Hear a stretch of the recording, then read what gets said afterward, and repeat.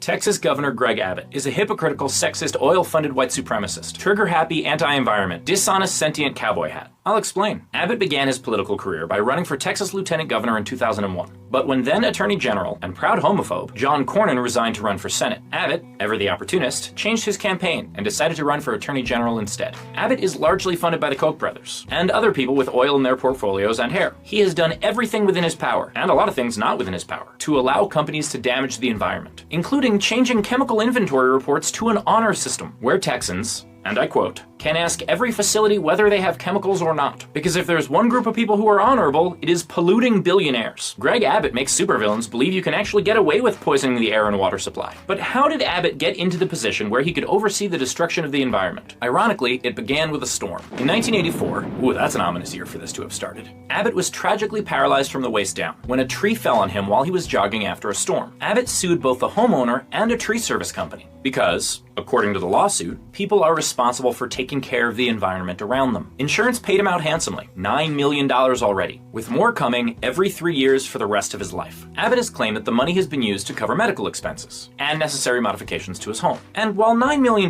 does seem like more than a person would need to do that, someone who is unfairly injured does deserve compensation. I agree with 1980s Greg Abbott, but remember, Greg Abbott is a hypocritical supervillain, so current Greg Abbott does not agree with 1980s Greg Abbott. Abbott, alleging that he wants to prevent so-called frivolous lawsuits, has capped damages that a waist-down paralyzed victim can receive, in many cases at $250,000, less than 3% of Abbott's awarded damages. Meanwhile, Abbott has filed a ton of frivolous lawsuits. As Texas Attorney General, he's sued the federal government 31 times, rarely winning any of them, and costing Texans many million dollars in the losses. When asked what his job entails, Abbott once said this: I go to the office, I sue the federal government, then I go home. As Texas Attorney General, his job should have been to use the legal system to look out for the best interests of his constituents. But the only constituents that Greg Abbott has ever looked out for are himself and his wealthy polluting donors. So what were Greg Abbott's lawsuits about? Defending Texas's right to pollute other states, which he lost. Trying to deregulate greenhouse gases, which he lost. Allowing oil and gas companies to skip quality control checks, which he lost. Deregulating how much sulfur dioxide could be in the air,